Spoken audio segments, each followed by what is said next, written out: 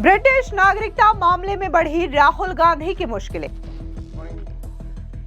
राहुल गांधी को रायबरेली कोर्ट से लगा बड़ा झटका, क्या होंगे गिरफ्तार? राहुल गांधी के खिलाफ रायबरेली एमपी एमएलए कोर्ट में मुकदमा हुआ दर्ज। याचिकाकर्ता विघ्नेश का राहुल गांधी पर हमला, कहा विदेशी नागरिक पिछले 20 वर्षों से भारतीय संसद में बैठा है।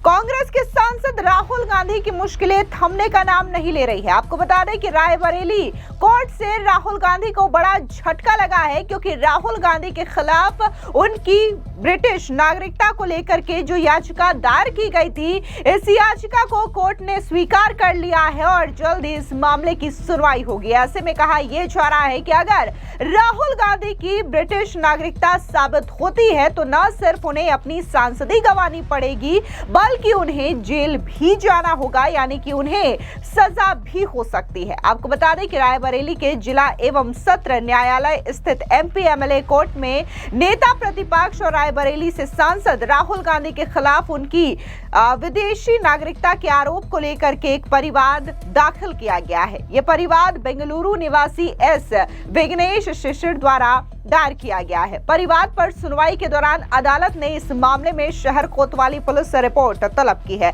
सुरक्षा को देखते हुए कोर्ट परिसर और आसपास के इलाके में भारी पुलिस बल भी तैनात किया गया, जिससे पूरा क्षेत्र छावनी में तब्दील नजर आया। आपको बता दें कि एस विघ्नेश शिशिर ने राहुल गांधी के खिलाफ भारतीय न्याय संहिता की धारा 318, 335, 340, 236, 237, 61, 148, 147, 152, 238, 336, 351, 354, 359 और 241 सहित पासपोर्ट अधिनियम व विदेशी अधिनियम के विभिन्न धाराओं में मुकदमा दर्ज करने का प्रार्थना पत्र विशेष न्यायाधीश डॉक्टर विवेक कुमार के समक्ष दायर किया। गौरतलब है कि लगभग 3 महीने पहले विघ्नेश शिशिर ने इसी मामले में रायबरेली के एसपी डॉक्टर यशवीर सिंह से मुलाकात कर एक प्रार्थना पत्र के माध्यम से कार्रवाई की मांग की थी। एसपी ने प्रार्थना पत्र को सदर कोतवाली भेजकर जांच और आवश्यक कार्रवाई करने के निर्देश दिए थे, लेकिन पुलिस प्रशासन द्वारा संतोषजनक कार्रवाई न होने पर शिशिर ने कोर्ट का रुख किया। याचिकाकर्ता की ओर से मीडिया से बात करते हुए हाईकोर्ट के अधिवक्ता मिथिलेश्वरी पांडे ने बताया कि राहुल गांधी की विदेशी नागरिकता को लेकर के बुधवार को एमपी एमएलए कोर्ट में आवेदन दाखिल किया गया है। कोर्ट ने संबंधित थाने को जवाब प्रस्तुत करने हेतु पत्र भी भेजा है।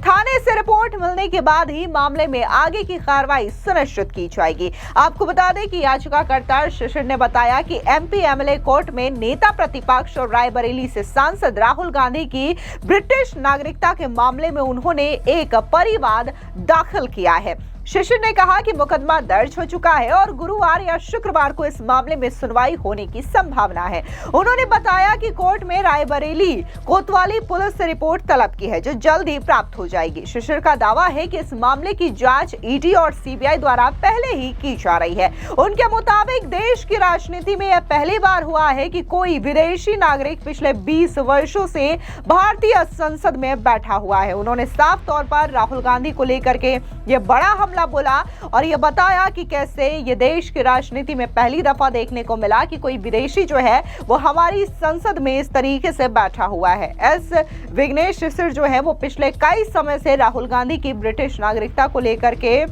कोर्ट के चक्कर लगा रहे हैं। उन्होंने बकायदा दिल्ली से लेकर के अब वो रायबरेली गए हैं, जहां पर उन्होंने राहुल गांधी के खिलाफ याचिका दायर की है। अब ऐसा नहीं है कि राहुल गांधी के खिलाफ ये कोई पहला मामला दायर किया गया हो। इससे पहले राहुल गांधी की नागरिकता मामले को लेकर के बीजेपी के नेता सुब्रमण्यम स्वामी ने भी बकायदा दिल्ली हाईकोर्ट में याचिका दायर की, जहां पर उन्होंने कई सारे डॉक्यूमेंट्स रखते हुए ये बात साबित करने की कोशिश की कि राहुल गांधी जो है वो ब्रिटिश नागरिक हैं और उनके पास बकायदा ब्रिटेन के पासपोर्ट और वहां के आई कार्ड भी मौजूद हैं और ऐसे में राहुल गांधी जो है वो दोहरी नागरिकता लेकर के भारत में रह रहे हैं। इसके अलावा राहुल गांधी पर एक और बड़ा केस है नेशनल हेराल्ड मामले में। इस केस में न सिर्फ राहुल गांधी बल्कि उनकी मां और कांग्रेस की नेत्री सोनिया गांधी भी शामिल है। बता दें कि नेशनल हेराल्ड केस में सोनिया गांधी और कांग्रेस नेता राहुल गांधी की मुश्किलें बढ़ती नजर आ रही हैं। दरअसल सोनिया और राहुल के खिलाफ नई एफआईआर दर्ज हो चुकी है। इसमें सोनिया गांधी समेत राहुल गांधी और 6 अन्य लोगों पर भी गंभीर आरोप लगे हैं। इसके अलावा एफआईआर में 3 अन्य कंपनियों के नाम भी दर्ज किए गए हैं। अब इसी नेशनल हेराल्ड केस पर बीजेपी के सांसद रविशंकर प्रसाद ने चौंकाने वाला खुलासा करते हुए राहुल गांधी और सोनिया गांधी पर जोरदार हमला बोला। क्या कुछ रविशंकर प्रसाद ने कहा, सुनिए उनका ये बयान। देश को आज बताना जरूरी है कि ये केस क्या है। ये पूरा मामला नरेंद्र मोदी की सरकार के आने के पहले का है। ईडी ने जो कार्रवाई की उसमें नेशनल हेराल्ड के पूरे इतिहास को देखा गया। आपको मालूम है कि इस पर एक केस प्राइवेट कंप्लेंट हुआ था। बंद होने के बाद 90 करोड़ का लोन था उनके ऊपर। तो ये लोन कांग्रेस पार्टी के द्वारा दिया गया था। तो जो एसोसिएट जर्नल थे, जो चलाते थे इस कंपनी को, जो नेशनल हेराल्ड पब्लिश करती थी, उसको एक नई कंपनी बना करके यंग इंडिया लिमिटेड के माध्यम से संभवतः उसकी पूरी शेयर को खरीद दिया गया। कितने में? 50 लाख में। तो 90 करोड़ रुपए का लोन बाद में माफ कर दिया गया।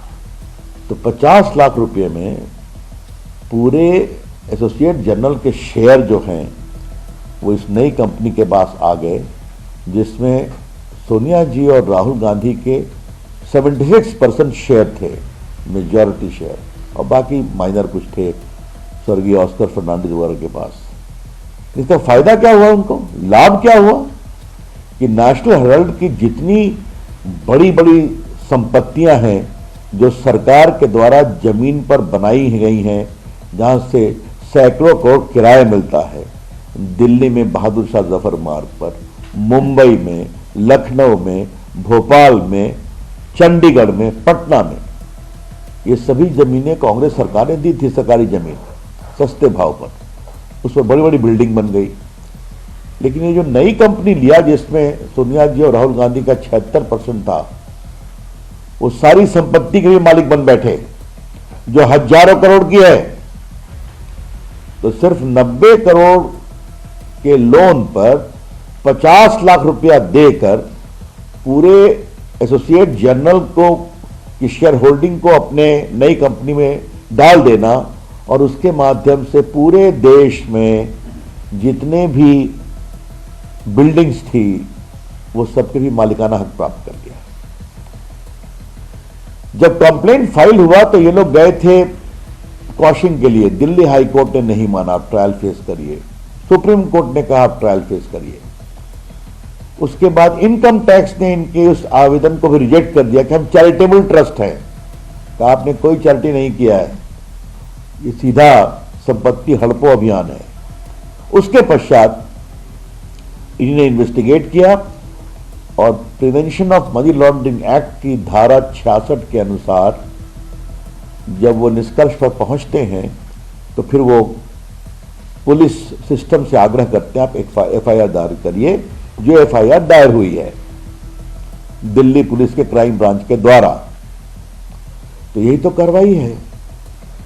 तो आप लूट करेंगे, पूरे अकाउंट की फर्जीवाड़ा करके इस कंपनी को ओन कर लेंगे, उसके माध्यम से हजारों करोड़ की संपत्ति पूरे भारतवर्ष में ले लेंगे और आप कहेंगे हमें फंसाया जा रहा है।